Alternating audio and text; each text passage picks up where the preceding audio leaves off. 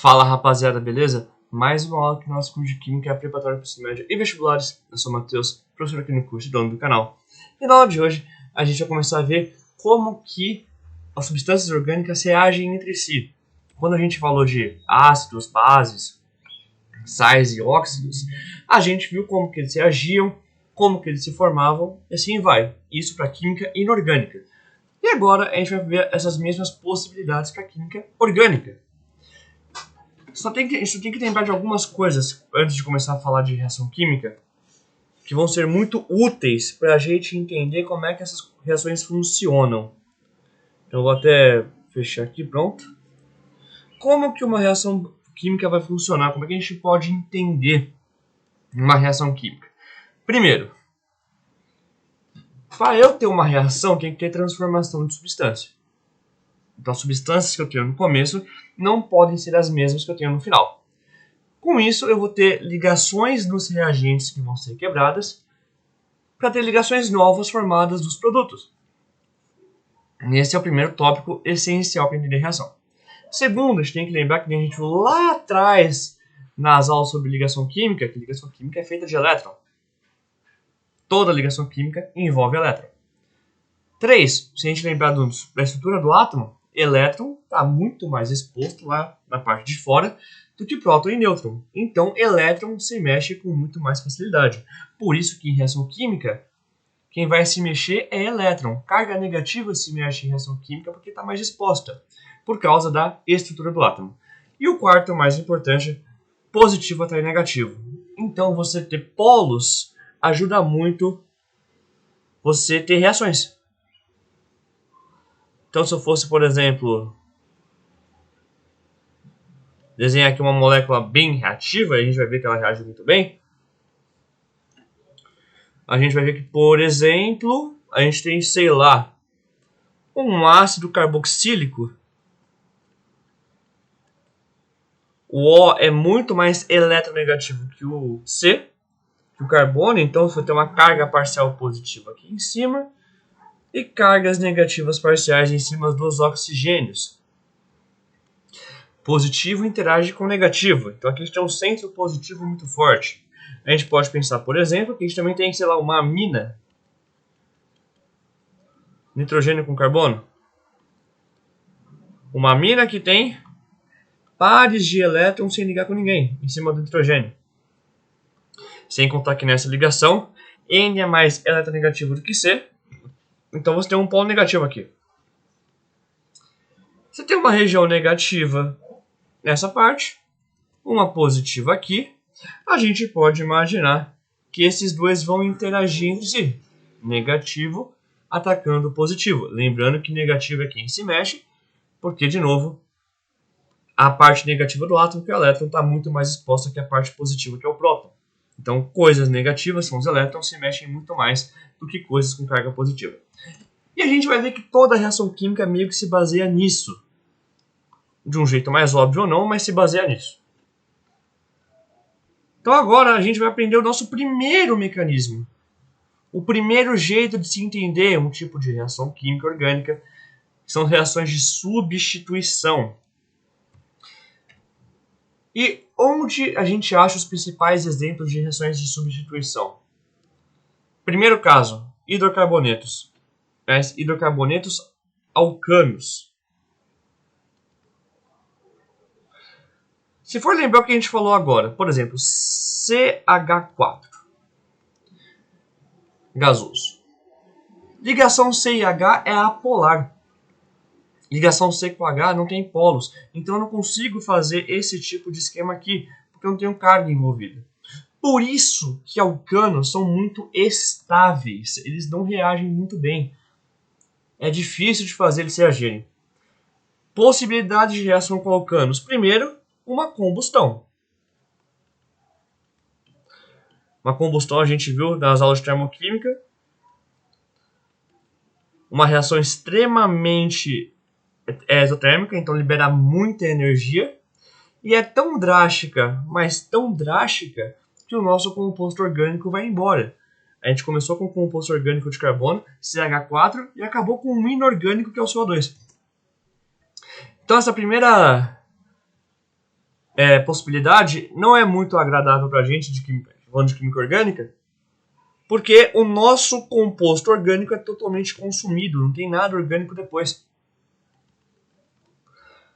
Então a gente tem a segunda possibilidade, que é um pouquinho menos extrema, e que ainda você consegue ter no composto orgânico, que são as substituições.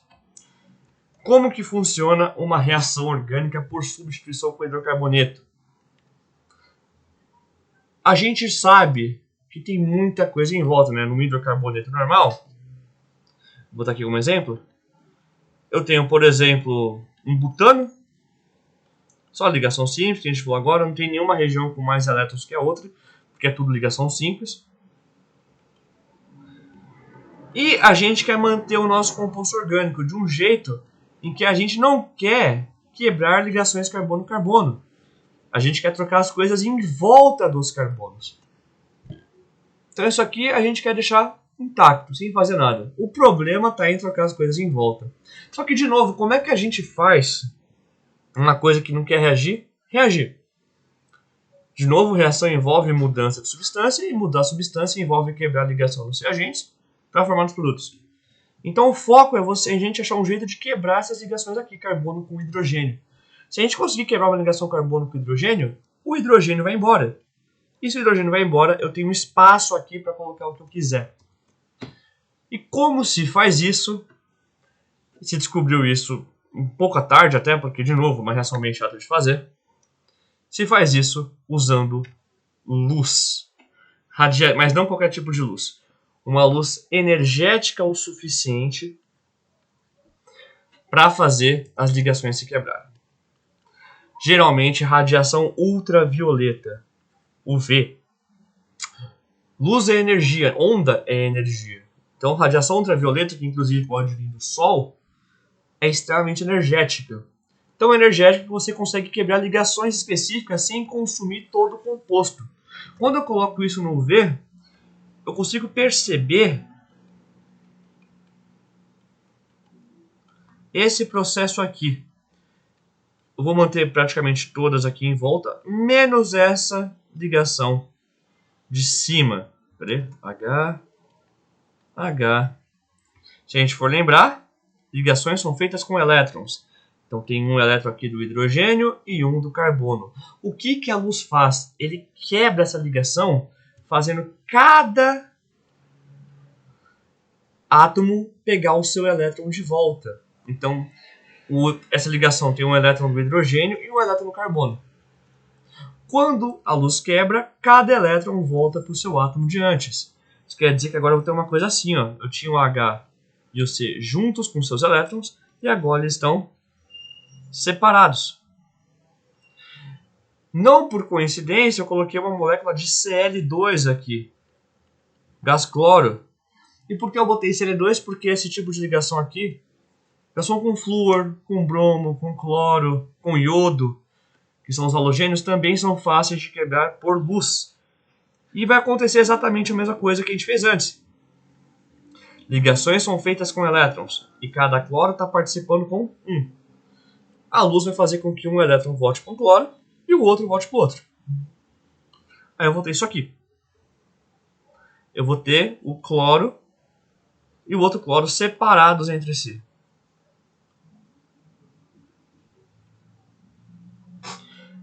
Só que eles estavam fazendo uma ligação.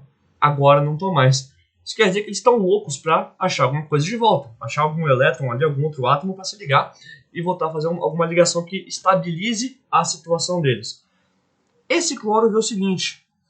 Pô, eu poderia muito bem voltar com o outro cloro. Isso é possível. Mas o UV quebra de novo. Então o que eu posso fazer?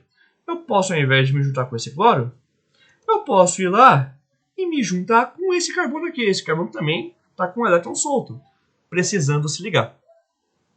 Então, ao invés de voltar com cloro, que se eu voltar com cloro, o UV vem aqui e quebra isso aqui de novo, eu vou juntar com carbono, que é uma ligação um pouco mais forte. E o outro cloro fala o seguinte, pô, o cloro que estava comigo acabou de achar alguém. Será que tem mais alguém disponível para fazer uma ligação? E a resposta é que tem. Tem esse hidrogênio aqui que está moscando, fazendo nada. Então esse cloro se junta com esse hidrogênio aqui. E aí você acabou de fazer a sua primeira reação de substituição, em que você substituiu um hidrogênio por um cloro. Então aqui está a nova ligação carbono com cloro, que antes era carbono com hidrogênio, se você for lembrar. E lógico, o outro cloro foi se juntar com o hidrogênio que saiu. Então formou HCl. E esse é o mecanismo genérico e básico de uma reação de substituição em alcanos. Tem que ser feita na presença de luz. E não qualquer luz, uma luz minimamente forte, energética, para conseguir quebrar as ligações sem consumir completamente o composto, que nem no caso da combustão. Onde que vem essa facilidade de reagir? Por que isso aqui é tão bom para reagir? Porque se você lembrar, isso aqui está com o elétron solto e ele está louco para pegar de novo. Como ele acabou de ter uma ligação quebrada, ele está louco para fazer outra. Elétrons, compostos que têm elétrons soltos assim, são muito reativos, porque eles estão loucos para fazer uma outra ligação. E para esse tipo de composto, por exemplo, um composto que tem um átomo, ou que seja, que tem um elétron solto, a gente chama de radical livre. Radicais livres são essas espécies que têm um átomo solto, que está buscando se ligar com alguém, e por isso são muito reativas. E é isso que garante o sucesso da reação de substituição de alcanos. É isso que me garante que um composto que quase nunca reagiria em condições normais vai conseguir reagir. Porque agora eu fiz ele se tornar reativo. Antes não era reativo. Agora, quando eu crio esse tipo de coisa aqui, os radicais livres, eu crio um sistema muito mais reativo, e se é mais reativo, está mais propenso a mudar. E com isso eu consigo fazer compostos novos. E lógico que a substituição vem do fato que antes eu tinha um carbono com hidrogênio, quebrei essa ligação aqui, e agora entrou um cloro no lugar. Formei um haloalcano, um composto de halogênio com carbono. E lógico que eu peguei essa ligação aqui porque eu dei como exemplo. Mas podia muito bem, por exemplo, entrar por aqui, no carbono 2. Nenhum problema. Tem até questões de qual que é o mais preferencial para entrar, mas em vestibular em prova do ensino médio a gente não vê isso.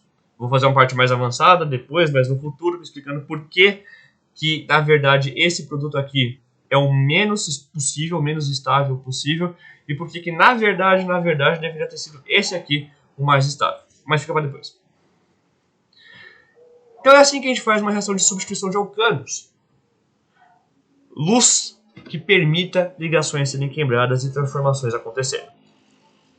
E lógico, tudo passando por radicais livres, que são essas espécies que têm um elétron sozinho, sem um par, para fazer a ligação, e por isso são extremamente reativas, por quererem achar alguém para fazer essas ligações que eles tinham antes. E você tem a junção, e aí você consegue trocar um hidrogênio por um cloro, por exemplo. Aí a gente tem a nossa segunda reação de substituição. Em aromáticos. Especificamente o benzeno. Benzeno. O benzeno, se você for lembrar, é daquele anel com 6 carbonos, ligação dupla simples que se alterna, e hidrogênios em volta. Hidrogênios. E se, lógico, isso aqui é uma reação de substituição, estou falando isso que vai acontecer, a gente, de novo, não vai consumir nosso composto orgânico. A ligação carbono com carbono aqui no anel vai ficar bem intacta. Até porque se a gente for lembrar do que a gente falou nas últimas aulas, principalmente no começo da química orgânica, o benzeno, os sistemas aromáticos, como o benzeno de modo geral, são as estruturas mais estáveis da química orgânica. Isso aqui não vai reagir. A gente vai ver na próxima aula que composto com ligação dupla pode reagir sim, mas de outro jeito que não é o benzeno. O benzeno, por ser tão estável, ele sempre vai querer manter esse anel bem quieto e mudar só o que tem em volta. Como que a gente pode fazer isso? De novo, eu posso fazer isso com cloro. Cl2, que eu fiz aqui em cima. No caso, eu não vou precisar de luz, porque, por motivos que a gente também não vê para ensino médio e vestibular, esse hidrogênio ele pode sair bem mais fácil do que esse hidrogênio que está aqui em cima. Então, se a gente entende como isso aqui funciona, que tem duas coisas ligadas, eu posso querer trocar, e se eu quiser trocar uma coisa que tem em volta do benzeno, eu tenho que, de novo, fazer o H sair. Do mesmo jeito que aqui eu fiz o H sair na marra, o hidrogênio sair na marra para entrar o cloro no final, nessa etapa aqui, para poder fazer essa ligação carbono com cloro, aqui eu tenho que fazer o hidrogênio sair. E esse cloro, ele pode muito bem querer pegar esse hidrogênio e formar HCl, né? Porque geralmente o Cl é mais eletronegativo, o H sai como H+, você consegue formar um ácido, HCl. Só que se esse H sair, esse carbono fica sem uma ligação. Aí eu deixo de ser aromático, meu composto fica completamente instável. E é por isso que este cloro vai entrar no lugar do hidrogênio. E eu tenho a minha substituição aromática, minha substituição em composto aromático. Sai um H, entra um Cl. Eu posso fazer isso com qualquer coisa.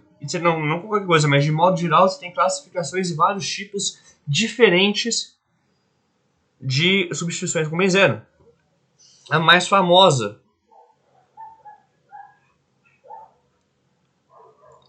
eu posso fazer isso aqui, por exemplo, com HNO3, ácido nítrico. E vamos supor, por exemplo, que eu já tivesse um CH3 aqui em cima, um benzeno com CH3, é conhecido como tolueno. Um benzeno com CH3. E eu posso fazer isso aqui reagir com ácido nítrico, HNO3. Como que eu posso escrever ácido nítrico de um jeito que eu tenha uma coisa assim? Uma coisa que consiga pegar um hidrogênio e outra coisa que entre. A gente pode pensar, por exemplo, nisso aqui, ó. HNO3 é tipo isso aqui. HN com 2, 3 Os. Isso aqui é HNO3. Não mudou. Quem que é o mais negativo? Esse O costuma ser OH, costuma sair como OH-. Então a gente pode pensar que ele pode, por exemplo, pegar esse hidrogênio aqui. Então é isso que eu vou fazer. Vai pegar este hidrogênio aqui. E o NO2, que está aqui, vai entrar no lugar. E aí eu tenho o que eu tinha antes, que era o tolueno.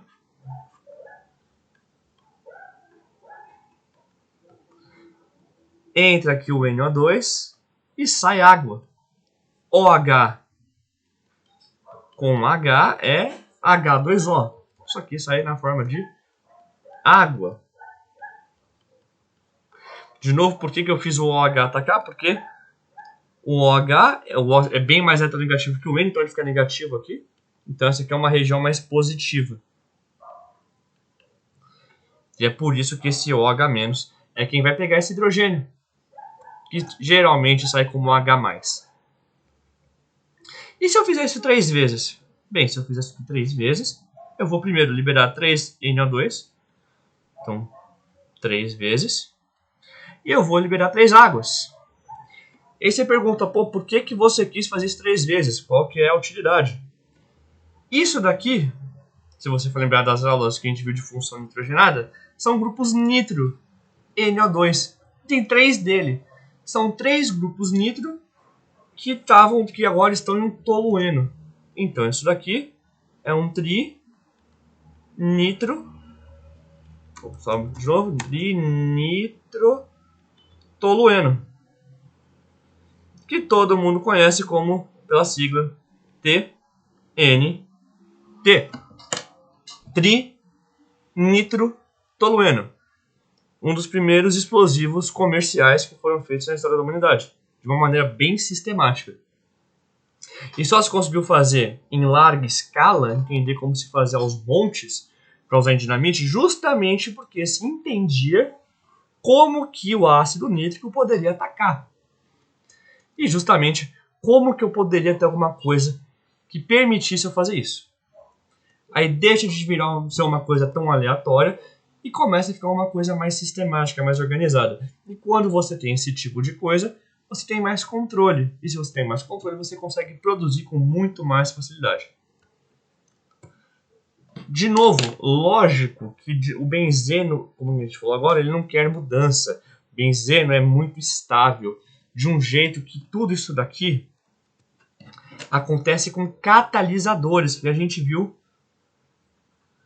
na parte cinética. Cada um com seu catalisador em específico. Você tem catalisador para todo tipo de coisa. Então essas reações aconteceriam, claro, mas seriam muito devagar. Aconteceriam de um jeito muito devagar. Por isso que a gente usa catalisadores, aquelas substâncias que a gente viu que aceleram a velocidade de reações químicas sem serem consumidas no processo. E a gente consegue fazer esse tipo de coisa com muito mais facilidade. E esses são os principais tipos de catalisadores e as suas condições de acordo com o tipo de reação que você usa. Então a gente pode, por exemplo, colocar um bromo, um iodo que a gente falou, botar um NO2, a gente pode botar um grupo SO3, fazer uma coisa, um ácido sulfônico, a gente pode botar inclusive outros grupos de carbono. Como que um tolueno pode ser feito? Então, como é que eu cheguei nesse benzeno com CH3? Eu posso fazer, por exemplo, um benzeno normal, que nem antes. Aqui tem o hidrogênio prontinho para sair. E um CH3 com gato com cloro. Este cloro, por ser mais negativo, é muito melhor para pegar esse hidrogênio que sai como H+. E esse hidrogênio saindo como H+, até fazer na verdade com aqui o de cima para ficar mais óbvio que eu estou falando. Pronto, aqui em cima. E esse hidrogênio, por ser mais fácil sair como H+, vai se ligar com Cl. Então, pegou aqui. E esse CH3 vai ocupar o lugar que o hidrogênio tinha antes. Se você faz isso, você acabou de fazer um benzeno junto com outro grupo de carbono, que nesse caso aqui é o grupo metil. Essas coisas têm nome. Isso aqui é uma halogenação, porque eu estou colocando halogênios. Botar um grupo nitro é uma nitração, que é um grupo nitro. Ramificações de carbono, etil, propil, butil, esse tipo de coisa, são chamados de grupos alquil. Então isso aqui é uma alquilação, que é justamente botar esses grupos de carbono, essas ramificações, que viram ramificações. E por último, a gente pode fazer a quarta substituição bem famosa, que segue exatamente a mesma lógica, com ácido sulfúrico. Se você for lembrar, a gente fez que para o ácido nítrico, a gente fez uma coisa desse tipo aqui, ó. Apareceu um OH, escrevi como se fosse um OH, porque apareceu uma coisa negativa que podia pegar o hidrogênio. Aqui eu vou fazer a mesma coisa. Como é que eu posso fazer isso aqui aparecer um OH? Então vamos lá, H2SO4. OH. De H2SO4, falta o S. Vou começar com ele. H2 já tem um H aqui. H2SO4. Então já tem um H aqui. E faltam 3 oxigênios. SO4, faltam 3 oxigênios. Então eu também posso fazer isso daqui. E aí, se você faz isso, você consegue, de novo, fazer o seu sistema. Isso aqui é H2SO4. O que muda? Nada. Isso aqui é mais negativo. O O sempre é mais negativo. Ele só perde por flúor, bem dizer. Então, se tem um O aqui ligado, ele vai ser mais negativo. Esse O consegue pegar esse H. E o SO3H que sobra entra no lugar dele. Só fazer uma seta um pouquinho mais fácil. Aqui. E com isso, lógico, também com catalisador, para fazer a coisa acontecer mais rápida. Você vai ter aqui o seu SO3H que acabou de entrar. Porque lembrando, isso aqui tem uma carga positiva, porque o outro vai estar mais negativo. E H com OH você formou de novo a sua água, o H2O. Isso aqui é botar um grupo sulfônico. Isso aqui é um SO3. Se for lembrar da parte de funções sulfonadas, isso aqui é um grupo sulfônico, ácido sulfônico. Então isso aqui é chamado de sulfonação. E essas são as 4 substituições com benzeno mais famosas. A halogenação, botar um halogênio, então cloro, bromo, iodo, flúor, que seja. Nitração, botar um grupo nitro, sempre lembrando dessa estrutura aqui, ó, OH ligado com alguma coisa, para você entender como é que o NO2 entra no lugar do H. A alquilação, você botar grupos de carbono, etil, butil, propil. E sulfonação, você botar grupos ácido sulfônico e conseguir formar a sua água no final. Sempre com um catalisador envolvido. Gente, essa aula fica por aqui. Espero que tenha ajudado. Se você gostou, se inscreve no canal. Comente o que você quer ver nos próximos vídeos. Compartilhe esse vídeo com alguém que sempre tem dúvida. Sempre tem nessa parte de orgânica, vai ser bem aleatório. E se você curte química, quer aprender mais química em menos tempo, aprender de um jeito inteligente, me segue lá no Instagram, o próprio Matheus Galdino, que eu posto coisa quase todo dia, inclusive os informes das aulas, para ajudar você a aprender química de um jeito mais inteligente. Gente, essa aula fica por aqui. Vejo vocês na próxima aula. Até mais.